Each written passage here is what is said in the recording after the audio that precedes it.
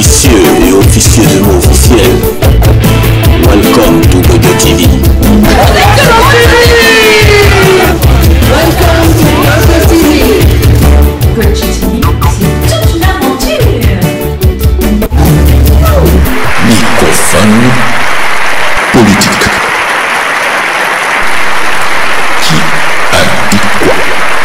Pierre Merechkowski.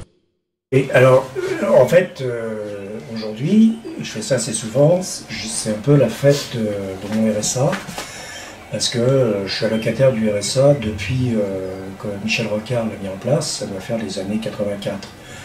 Donc ça fait 30 ans que je suis au RSA, que j'ai donc rempli 3 feuilles, 12 feuilles par an sur 30 ans. Ah oui, ça fait quand même 360 feuilles que je remplis régulièrement en disant que je désire toucher le RSA, que j'habite ici, que je ne travaille pas, que je ne fais pas de centre de formation, que je n'ai pas de revenus. Alors, ce qui est très intéressant dans ce dispositif du RSA, c'est pour ça que je tiens à le célébrer, c'est intéressant parce qu'il y a quand même l'idée qu'on me donne, donc moi j'ai droit à 499 € parce que je ne paye pas le loyer, donc on me retient 60 €. Et il y a quand même l'idée d'une contrepartie, c'est-à-dire que en échange de ces 500 €, il faut que je justifie mon insertion. Donc c'est assez intéressant, c'est pour ça que je suis à Pôle emploi, inscrit à Pôle emploi aussi depuis 30 ans, et je crois, j'ai été convoqué une fois à Pôle emploi, ils avaient convoqué tous les réalisateurs, et comme j'ai une acteur extrêmement angoissée, il fallait que je justifie mes recherches d'emploi. Donc on était dans une salle, il y avait 20 de réalisateurs, et j'ai dû parler pendant une demi-heure, un peu comme je fais maintenant, en disant de justifier mon activité. Alors j'ai dit que je faisais des projections, que j'envoyais des dossiers au CNC, et puis ça n'en finissait pas, et quand l'animateur du Pôle emploi m'a demandé si j'avais encore pas longtemps, j'ai dit oui, parce que si je dois justifier de quelque chose, la justification ça veut dire que je suis coupable, donc évidemment il faut que je me défende, ça peut prendre un certain temps. Donc, alors, comme les autres ça les faisait rire, ils ont dit bah oui, il faut laisser parler Merech, c'est intéressant ce qu'il dit, et j'ai pas cédé. Il m'a dit mais vous allez parler combien de temps? Ah bah j'en ai au moins pour quand même plusieurs heures, parce que justifier d'une existence, on peut pas faire ça entre un coup de cuillère à peau. Donc ça a fini par s'arrêter, et j'ai dit que je ne sortirai pas tant qu'il ne donnerait pas le bulletin comme quoi j'étais venu, parce que j'avais pas confiance. J'ai pas de preuve que je suis venu, convoqué, donc je veux un papier. Il m'a dit vous êtes fou ou quoi? Je lui ai dit non, je sais pas, vous me convoquez.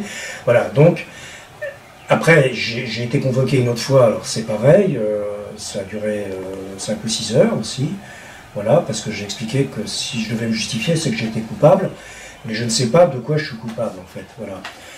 Alors c'est très compliqué, parce que c'est vrai qu'on pourrait se sentir coupable de recevoir de l'argent de l'État ou d'une institution sans rien faire. Mais est-ce que je ne fais rien? Ça c'est un problème aussi existentiel, assez compliqué à résoudre. Et en tout cas, au point technique, dire que les gens du RSA, ça veut dire revenus d'activité, ne font rien, ça c'est un peu idiot, parce que ceux qui sont au RSA dans d'autres circonstances que moi, qui sont à la rue et qui n'ont pas de logement, ils n'arrêtent pas de faire quelque chose, parce que tous les soirs, il faut qu'ils appellent le 112, je ne sais pas quoi, pour trouver un logement, il faut qu'ils aillent chercher à manger. Donc s'il y en a qui sont en perpétuelle activité, mais perpétuellement, jour et nuit presque, c'est bien eux qui... Donc j'ai jamais trop compris pourquoi on voulait que les gens du RSA justifient une activité, parce que beaucoup, justement, n'arrêtent pas de courir après un logement, de courir après l'argent, de courir après... Voilà. Donc ça, c'est un premier volet. Alors, en plus de ça, pendant la période du confinement, j'ai reçu 2 fois 150 €. Ça s'appelait prime de confinement. Alors là, c'est un peu un abîme, parce que soit, c'est-à-dire que l'administration du RSA reconnaissait donc qu'avec 450 € je ne pouvais pas vivre, puisque je ne pouvais plus sortir de chez moi, donc j'allais avoir une prime. Mais ça voulait dire dans mon esprit qu'ils reconnaissaient que je travaillais au noir. Parce qu'il est convenu que si je travaille, si j'ai des revenus, ils me donnent moins que 450 €. Donc ils reconnaissaient dans leur dispositif que comme on ne pouvait plus travailler, dans ma tête, ils reconnaissaient que certains étaient obligés de travailler au noir, puisqu'ils remplaçaient cet argent au noir par une prime. Ça, c'est assez intéressant. Et alors, après, dans la justification éventuellement des voleurs, voilà, c'est une information que je peux donner à tout le monde parce que je suis assez au courant pour des raisons personnelles. Moi, je ne suis pas fraudeur parce que comme je paye pas besoin, comme j'ai pas de loyer à payer, j'ai pas besoin de travailler au noir, en quelque sorte. L'argent qu'on me donne me suffit largement pour vivre. Les personnes qui sont fraudeurs, c'est encore un abîme, ils doivent de l'argent au RSA, mais ce qui est assez étrange,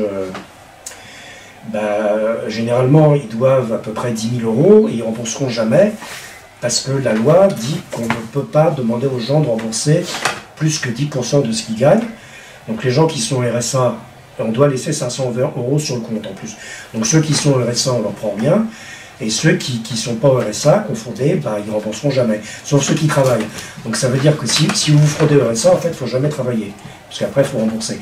Alors c'est assez intéressant parce que ça m'évoquait aussi le problème du tiers-monde, des dettes du tiers-monde. C'est-à-dire que le tiers-monde doit des dettes, mais il est évident que le tiers-monde ne pourra pas rendre l'argent et que les créanciers n'ont pas intérêt à étrangler trop le tiers-monde parce que s'ils les condamnent vraiment à tout rembourser à l'euro près, après les gens sur place n'auront plus à manger, ça va être un bordel terrible. Donc c'est assez intéressant de voir pourquoi est-ce qu'on décrète qu'il y a des fraudeurs. Parce que le système sait très bien qu'on ne peut pas vivre avec cette somme, donc que ça génère des trafics, soit de drogue, soit de n'importe quoi, soit de boulot noir. Et pourquoi il y a cette histoire de moralité, que c'est pas bien de frauder, qu'il faut punir les fraudeurs, alors qu'ils savent très bien que ceux qui fraudent ne rembourseront jamais. Alors c'est là où on rentre dans un nouvel univers pour les personnes salariées qui travaillent. Ça c'est très intéressant. Souvent, j'entends cette réflexion de gens qui travaillent dans des entreprises, enfin tout à fait, ou dans des associations même.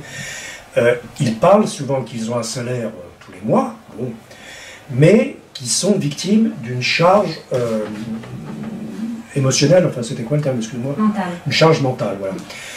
Et ça, je pense, c'est très intéressant parce que c'est assez nouveau dans le monde dans lequel on est.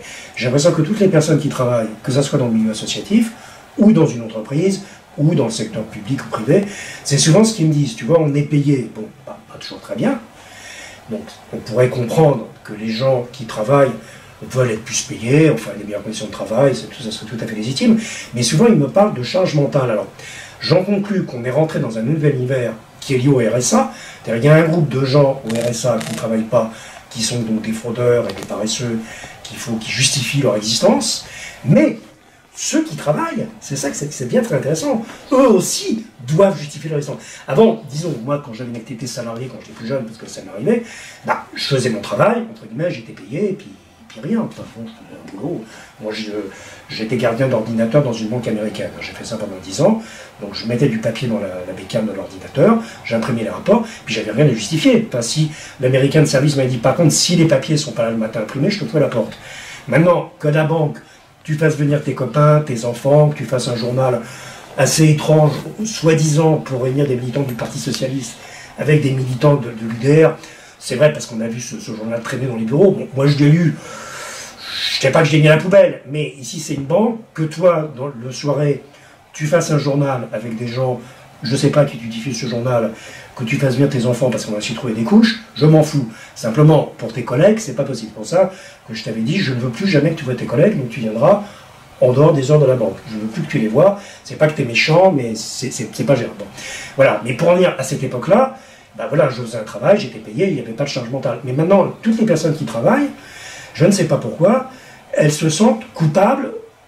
Je ne sais pas. Alors, dans les hôpitaux, ils me disent qu'il y a beaucoup de malades, c'est très difficile, d'ailleurs c'est pas vrai, on ne peut pas laisser les gens dans le malheur. Dans le secteur associatif, il y a des gens qui travaillent pour Emmaüs, je ne sais pas, qui sont payés, et puis ils voient un flot de gens dans le malheur, donc c'est pas qu'ils sont indifférents, mais je vois pas vraiment ce qu'ils peuvent y faire. Tu vois, t'es au resto du cœur, t'es payé, parce que certains sont quand même payés, et chez Emmaüs, certains sont payés, mais pas tout le monde. C'est-à-dire, dans les groupes associatifs qui s'occupent des pauvres, il y a un groupe qui est payé, c'est le comptable ou le responsable du centre qui souvent a fait une grande école, mais qui, comme il en avait marre d'HEC, il s'est mis à faire autre chose. Il y a les bénévoles. Mais parmi les bénévoles, et je comprends aussi leur action, il y a un flot de gens. Bon, une fois, je suis allé avec une amie chercher des colis alimentaires. C'est vrai qu'il y a beaucoup de gens qui défilent. Ils ne sont pas indifférents. Enfin, moi, je leur ai demandé pourquoi ils faisaient ça. Ils m'ont dit, et toi, pourquoi tu fais ça? Pourquoi vous êtes là à gérer des colis pour donner à des gens? Et ils m'ont dit, on fait comme toi, et toi, quel est le sens de ta vie? Tu vois, donc c'est un peu la même problématique, mais c'est comme s'ils étaient redevables de quelque chose. C'est-à-dire les gens qui travaillent, maintenant, on dirait qu'ils sont redevables, qu'ils font pas bien leur travail. Alors, dans une association, c'est encore plus troublant, parce que l'association, a priori, elle n'est pas censée générer des bénéfices. Puisque c'est une association, c'est pas une entreprise. Donc, d'ailleurs, je crois qu'il ne faut surtout pas, d'après ce que j'ai compris, qu'elle génère des bénéfices, parce que c'est en général, c'est tout un bordel. Enfin, je ne sais pas, une association qui je ne sais pas comment on fait, il faut le remettre dans le plan comptable. Enfin, elle ne peut pas générer de l'argent. Voilà. Bon, même si elle en génère, elle ne peut pas. Bon. Alors, dans ce sens, c'est pour ça que je trouve troublant dans l'initiative que je peux fréquenter, des gens payés, souvent me disent, bah non, on a l'impression que de ne pas bien faire les choses, mais c'est ça, on est rentré dans un système, voilà, général, face à des problèmes, crise, culpabilisation. C'est-à-dire, s'il y a une crise de l'emploi, s'il y a une crise du cinéma, s'il y a une crise sanitaire, au lieu de réfléchir au dispositif général, bon, par exemple, crise sanitaire, ok, il y a un virus, est-ce que le virus a bien été traité au départ? Est-ce qu'il y a assez de lits d'urgence dans les hôpitaux? Voilà, c'est une question assez bête. Ou par exemple, pour le trafic de drogue, est-ce que, par exemple, effectivement, les gens, comme ils ont que le RSA, bah, il faut bien qu'ils complètent leur salaire en vendant de la drogue, je ne dis pas que c'est bien, mais c'est une réalité. Alors, au lieu de dire, voilà, les gens n'ont pas d'argent, les pauvres en ont marre d'être pauvres. Bon, c'est aussi bête que ça.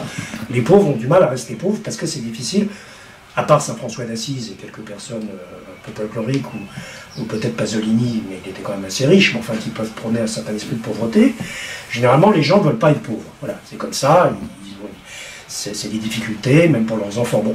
Alors, au lieu de dire, bon, bah, comment on va faire pour que les pauvres soient moins pauvres? Alors, soit en leur donnant de l'argent, soit en prenant le palais d'hiver de force, en faisant un système bolchevique, soit en les mettant de force dans un camp de travail, où ils travailleront, où ils seront moins pauvres.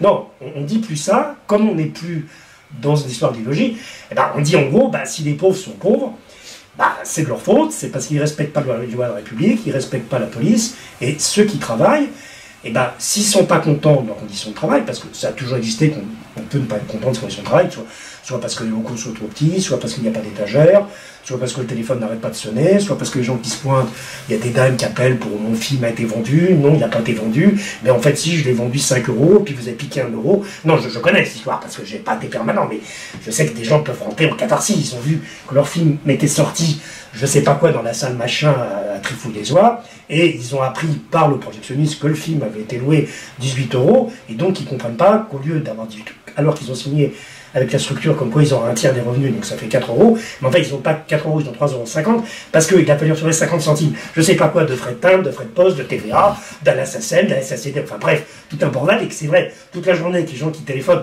vous m'avez volé 50 centimes, alors, quand c'est une fois, c'est vrai que c'est rigolo, mais si c'est tous les jours, enfin, moi si j'étais payé pour ça, c'est pour ça que je ne veux pas être payé pour ça, ben, je ne sais pas quoi faire.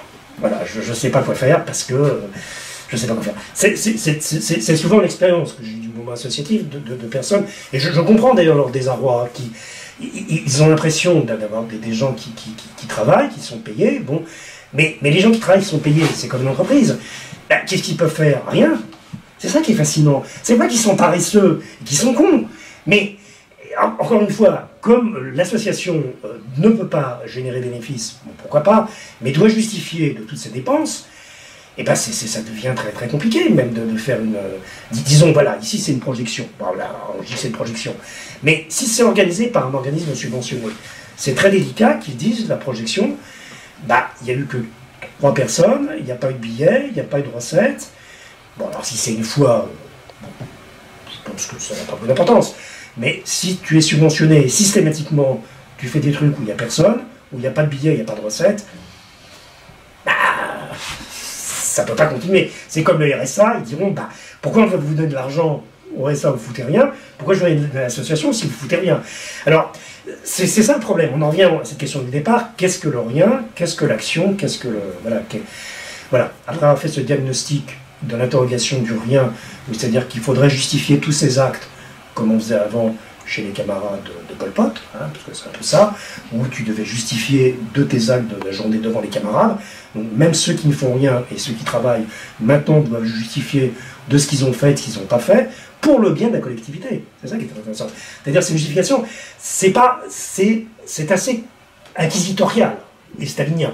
C'est pour ton bien que tu dois te justifier. C'est pas par rapport à un plan comptable qu'on pourrait trouvé amusant, entre guillemets, de dire voilà, vous mettez de l'argent, donc avec cet argent j'ai fait ça, j'ai fait ci, j'ai acheté ça, j'ai vendu une paire de chaussettes. Bon, je dis pas que c'est amusant, mais je dis que j'y vois une certaine cohérence. Non, là il s'agit que les gens justifient leur travail pour leur bien, c'est-à-dire pour qu'ils se sentent bien, pour qu'ils se sentent heureux. Et c'est ça qui est terrible, c'est-à-dire on arrive à ce système, encore une fois, qui peut être défaillant, à te dire c'est toi qui es responsable de tes conditions de travail, c'est toi qui es responsable de ton malheur, donc c'est à toi de t'en occuper, et si t'es pas content, bah soit on te paye 10 heures de psy, là, je sais pas ce qu'a dit Macron, là, soit on te paye 10 heures de psy, soit il y a un médiateur, enfin il y a tout ce qu'il faut, des médiateurs, des médiatrices, des chargés de compte, il y en a même en CNC, tout est en place, mais ce n'est pas satisfaisant, parce que bah ça crée des rancœurs, des révoltes, des interrogations sur le sens de nos vies.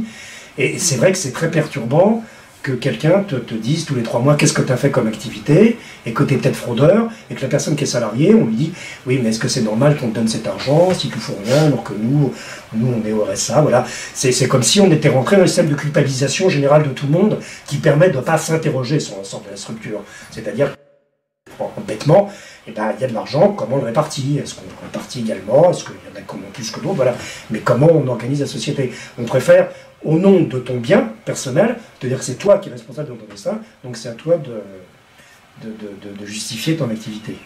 Voilà. Bah, quelle télé? Télé, moi je passe pas sur des télés, moi. Non mais... J'en ai ras le cul, curvitassé de tous ces clowns malveillants qui tapent sur le voisin d'à côté, question de couleur ou d'argent. Hurluberlu avec un H parce que j'aime pas les haricots et que je préfère les potaches aux bien disant bien popo.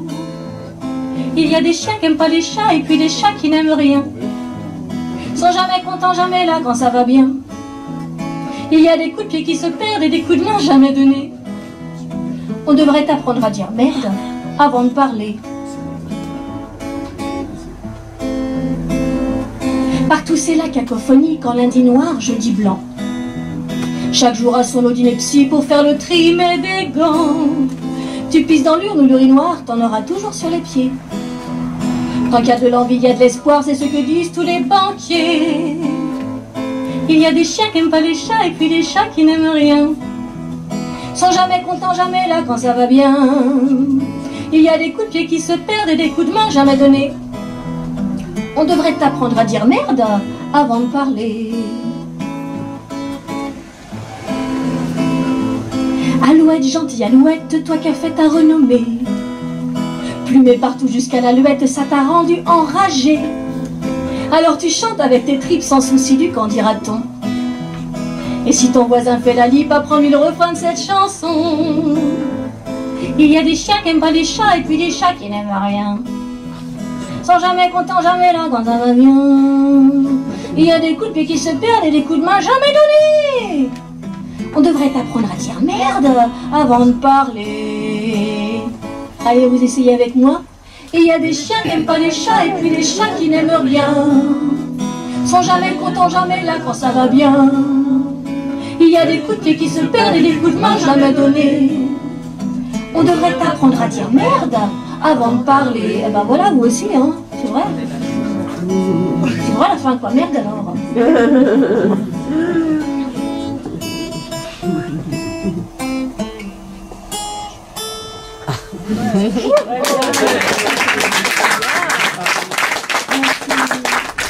Voici nos perles de la rue. Alors, dis-moi, comment tu t'appelles? Je m'appelle Traoré Cheirou, mais on m'appelle Black Jim. Black Jim. Black Jim. Ok. Et mon groupe s'appelle Ben Kaouli. Ok, d'accord. Ouais. Et tu fais souvent des concerts alors? Ouais, je fais des concerts souvent dans mon pays, au Burkina Faso. Ah, tu es du Burkina? Ouais, j'ai mon groupe là-bas, j'ai tout là-bas. Mais...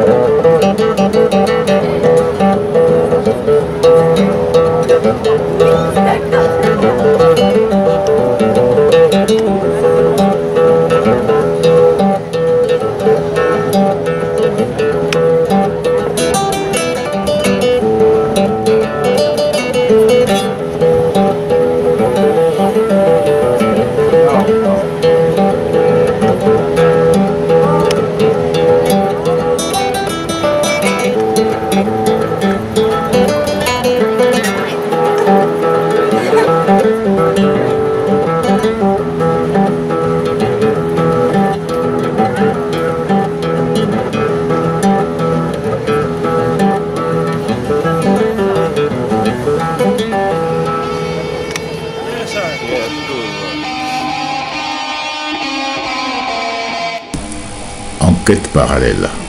Aujourd'hui, je suis avec le mouvement révolutionnaire du Soudan.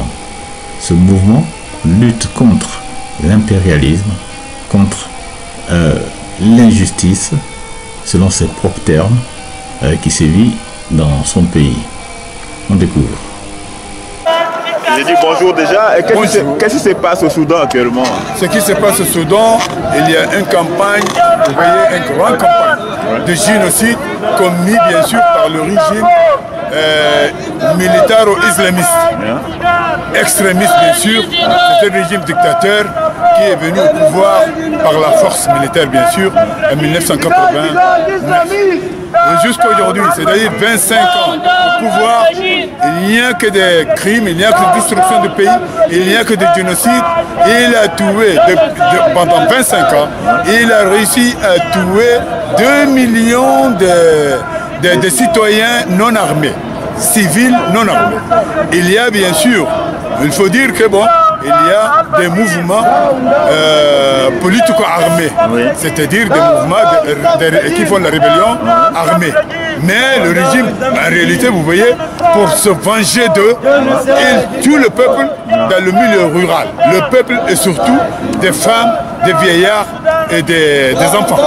Alors donc, c'est eux justement les véritables victimes de ce régime aujourd'hui.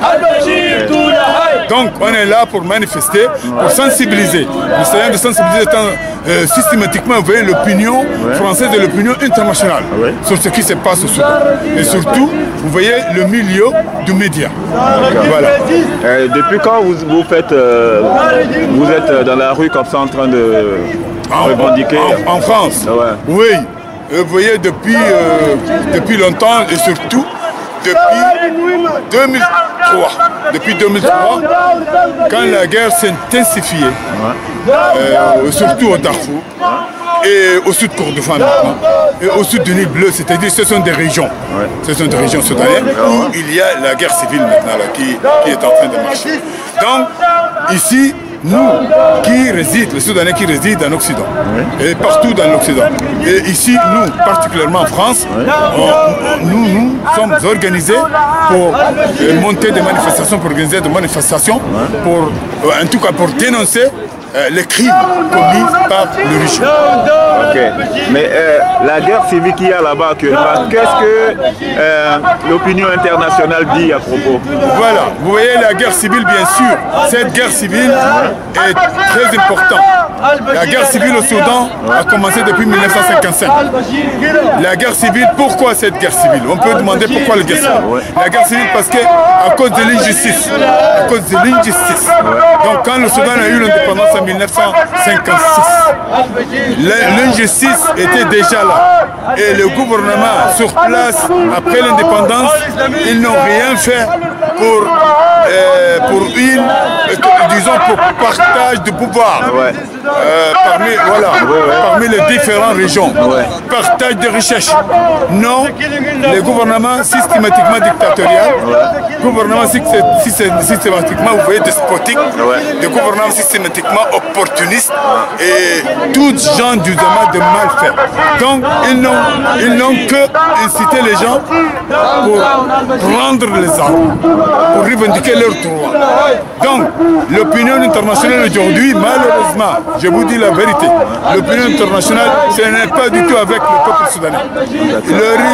L'opinion internationale, c'est-à-dire quand je parle d'institutions internationales, le Conseil de sécurité des Nations Unies, et puis l'Union européenne, et même les parlements européens, on est fait des manifestations partout, devant le Parlement français.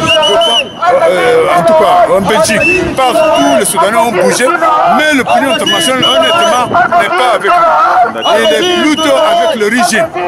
C'est-à-dire, il est contre la rébellion armée. Ils disent que non, il faut discuter pacifiquement, mais c'est un régime dictateur. C'est un régime en réalité qui protège les intérêts occidentaux. C'est pour ça que, bon, malheureusement, l'opinion internationale, c'est-à-dire les institutions internationales, ils ne sont pas du tout avec nous, avec le peuple soudanais. Bon, quel est le message que vous lancez maintenant à tout le monde? Oui, le message que je lance à tout le monde, il faut que l'opinion, parce que ça fait longtemps qu'on fait des manifestations en France, sur le même problème de dictature. Pendant 25 ans, la dictature est sur place, très connue par la France, très connue par tous les Occidentaux, surtout les États-Unis. Eux, ils n'aiment pas réagir, il y a une différence incroyable. Donc, il faut qu'ils bougent. Parce que bon, le peuple soudanais est une population parmi la population du monde. Parmi les populations du monde. Donc, la population du monde a le droit d'être protégée. Bien sûr. Alors donc, ici, en France, par exemple, il y a le droit d'intervention. Le droit d'intervention a été inventé ici en France. Mais malheureusement, ils ont fait pratiquer ce droit quelque part dans le monde. Mais au Soudan, ils n'aiment pas pratiquer ça. Pourquoi? Donc ici, il y a une contradiction totale. Ce qui concerne le droit de l'homme, protection du droit de l'homme. Donc on veut que l'opinion internationale soit courageuse de prendre, en tout cas, de protéger le soin, d'intervenir par des méthodes, en tout cas, par des mesures dissuasives. Par exemple, l'interdiction de vol dans les régions où il y a les guerres civiles, c'est-à-dire des vols armés. Parce que le régime aujourd'hui, il est en train de lancer un bombardement systématique dans le milieu rural. Et donc, les citoyens non armés, c'est eux justement qui tombent morts par des millions aujourd'hui. Pendant 25 ans, 2 millions sont morts. L'opinion internationale n'aime pas réagir. Au contraire, il aime que ce régime reste au pouvoir. Ça, c'est pour nous, c'est inacceptable. Ok, merci beaucoup. Merci beaucoup. Et à bientôt. Bon courage alors. Merci beaucoup, monsieur. Au revoir. Merci.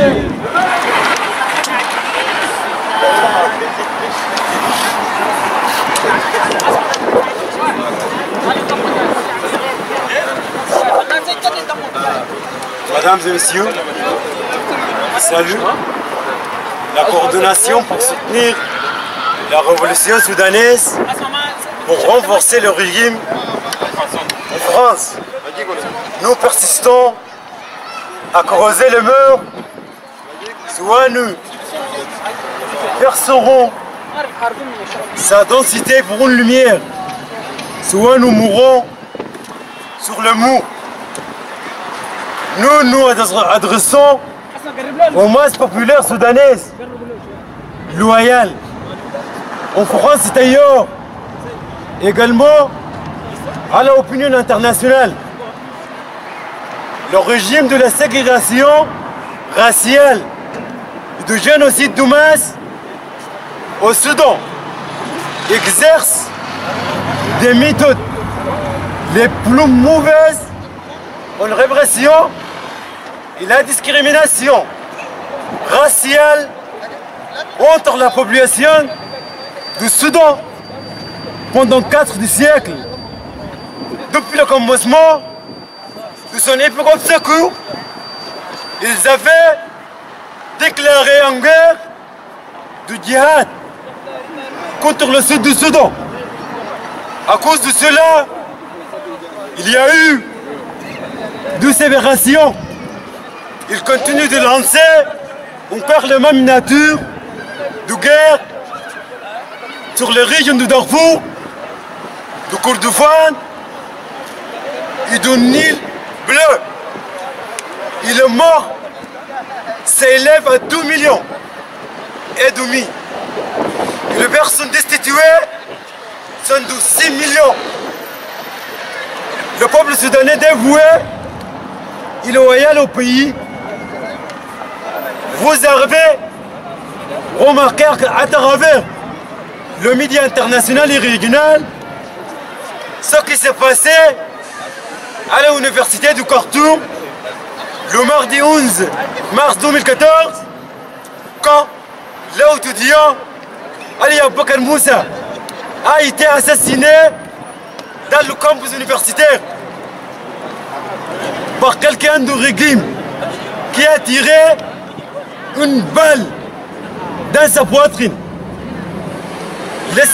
Le cible typiquement voulu contre un individu, des citoyens, des régimes, des citoyens des régions darfouriennes défavorisées au Soudan. Le régime confirme ainsi sa brutalité et la continuité de sa volonté sanguinaire. Donc, sa publicité mensongère pour dialogue et négociation est complètement démasquée. Le peuple soudanais loyal, nous, dans la coordination pour soutenir la révolution soudanaise, pour renforcer le régime, nous sommes toujours attachés aux questions fondamentales du peuple soudanais au pays. Nous tenions sérieusement en considération leur souffrance, la mort, subjugation et destitution qu'ils subissent. Nous confirmons donc de lutter en permanence pour faire tomber son régime dictatorial et d'établir une société libérale et démocratique et de garantir un pays suffisamment pour tous.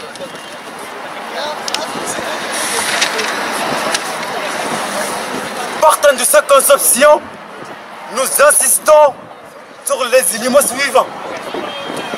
La contribution à renforcer le régime terroriste du Parti du Congrès national est un devoir sacré qui demande un effort de tous.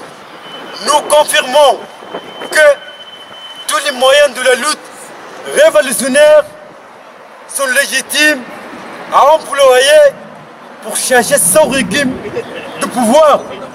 Nous confirmons notre grande vigilance pour défendre l'unité du Soudan et d'être solidaire contre la politique du régime basée sur diviser pour régner. La confirmation totale de notre position claire, sans ambiguïté ou hésitation concernant notre rejet à toute négociation visant des solutions partielles et régionales avec ce gouvernement répressif, despotique et totalitaire, parce que nous sommes parfaitement conscients que ce régime Nogordoga aura une valeur au dialogue, mais il est en train de chercher se renouer de nouveau et prolonger son existence au pouvoir. Nous considérons que toute tentative pour négociation régionale séparée du contexte national du problème complexe du Soudan ne représente qu'en façon de se rendre au dictateur, délaisser le sort de liberté versé par certaines des milliers de martyrs soudanais. Ce n'est que de la commercialisation sur les questions contentieuses des régions arriérées au Soudan. Enfin, nous avons grande estime pour tous les Soudanais en France, organisations de société civile, droits de l'homme et défenseurs de la paix pour avoir participé à réaliser cette manifestation importante. Vive la lutte du peuple soudanais, vive la lutte pour la démocratie, c'est la révolution jusqu'à la victoire. Ce combat continuer. Merci beaucoup pour avoir assisté à ces manifestations. Merci beaucoup. La faille. Bonjour. On ne peut plus jamais s'autoriser à être complètement dans ce que l'on veut faire parce que les réseaux des neurones sont sous tension. Tantôt sortez, non, ne sortez plus, applaudissez, non, silence, courez, non, courez plus.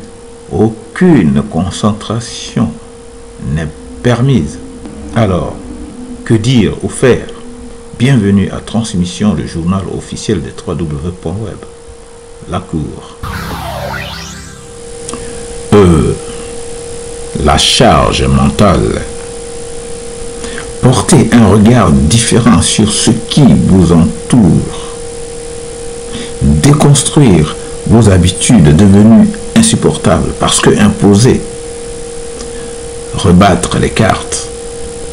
Enfin, se délivrer de la charge mentale. D'accord. Se débarrasser de la charge mentale. Merci. À bientôt pour une autre idée. Au revoir.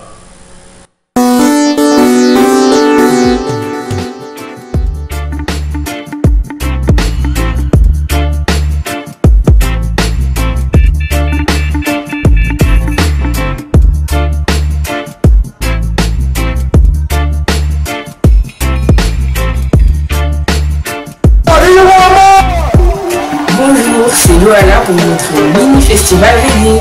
Reggae music, pour les noirs, pour les blancs, les petits et les grands, les gentils, les méchants, tout le monde alors, sinon...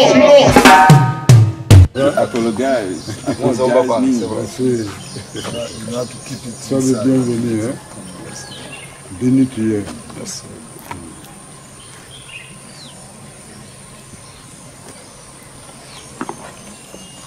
Bonjour Naftali, soldat de Dja. Alors, tu es Rasta? Yes, sir. Ok. Pour toi, en tant que Rasta, qu'est-ce que l'herbe représente pour les Rastas? L'herbe, c'est un sacrement. L'herbe, c'est un encens. Maintenant, c'est une plante. Voilà, et elle a beaucoup de vertus. Et parmi ces vertus, il y a cette capacité à nous faire sentir notre corps subtil. Ouais. Hein? Le premier corps subtil collé à nous, qui est notre corps éthérique, l'herbe a la capacité de nous faire ressentir ça. Tous ceux qui fument de l'herbe disent qu'ils sont décalés. Ils ne sont pas décalés, mais ils entrent dans une autre dimension. Voilà. Et c'est le corps éthérique qui commence là. C'est une sensation du corps énergétique. Voilà. Déjà, l'herbe développe ça. C'est-à-dire, c'est... maintenant, si on veut aller plus loin, c'est appelé l'herbe de Salomon. Pour dire que ça développe la sagesse. Ça soigne plus d'un millier de maladies.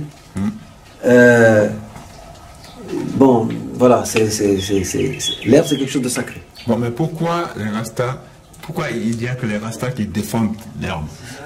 Parce que nous sommes seuls à défendre peut-être la vie.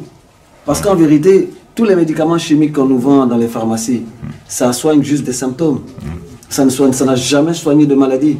Parce que la preuve, c'est que chaque fois qu'on prend des médicaments, nos reins doivent faire un travail pour les évacuer. Et aujourd'hui, plus que jamais, tout le monde est convaincu que tout se trouve dans la nature. Et l'herbe est cette chose naturelle qui, si, vous savez, quand vous arrivez à développer votre corps éthérique, vous apportez la santé dans votre corps. Voilà, tous ceux qui fument l'herbe, même de manière pas spirituelle, qui fument comme ça, qui ressentent juste le corps énergétique absorbe des maladies. C'est une bonne chose de faire. Pourquoi des pays comme le Canada, les États-Unis finissent par légaliser? Ils parlent de récréatif. Non, c'est pas récréatif. c'est vraiment pour la santé. Voilà. L'herbe, c'est quelque chose de magnifique. Certains disent la panacée, on dit l'arbre qui guérira les nations, mais moi je crois que c'est pas faux, c'est vrai. Parce que ça aide à développer le corps éthérique. Et dans toutes les spiritualités orientales, là où le corps éthérique se développe, ça commence par dire qu'il y a déjà de la santé dans le corps physique. Voilà. Donc tu nous conseilles de suivre non, moi je me conseille moi-même. Vous voyez, chaque fois je me conseille moi-même. Quand on dit je suis un guide spirituel, les gens croient qu'il y a beaucoup d'hommes qui me suivent. Non, je me guide moi-même. Voilà, exactement. Donc je conseille personne. Celui qui l'essaie, il voit que ça va, il peut y aller. Mais en tout cas, dans beaucoup de cas de maladies, les arthroses et tout, le cannabis aujourd'hui est prescrit par beaucoup de médecins naturels. Voilà. Merci. Blessé. Blessé.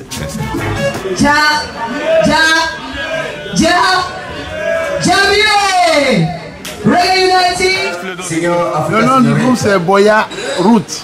Boya Route. Boya Route. Ok. Merci.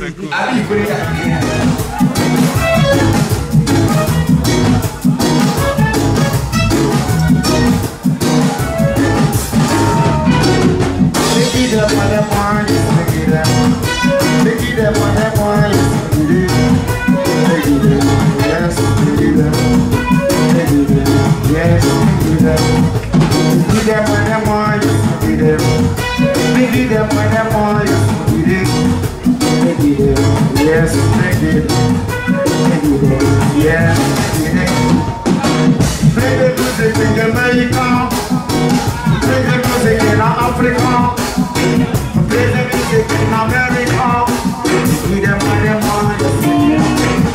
Give them what they want, give them what they want, give them, yes, give them, yes, give them. Play the music in America, play the music in Japan, play the music in China. Give them what they want, yes, give them. Give them what they want, yes, give them. Yes, give them. Give them. Yes, give them. Talk.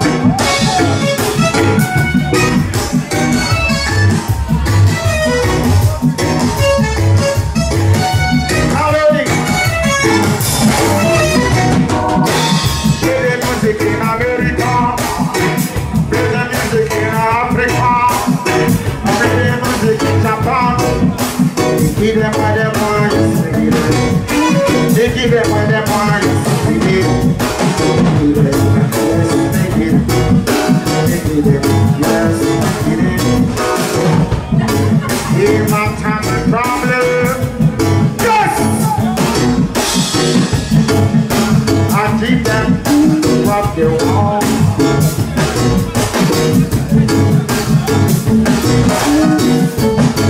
Music is what I am. Music is what I live and live and.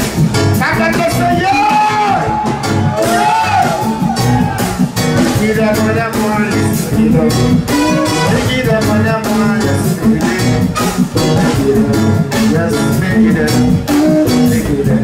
Yes, make them. I keep them, I keep them, I keep them. I keep them, I keep them, I keep them. 1,000 days to get them. 1,000 days to get them. 1,000 days to get them. 1,000 days to get them. 1,000 days to get them. 1,000 days.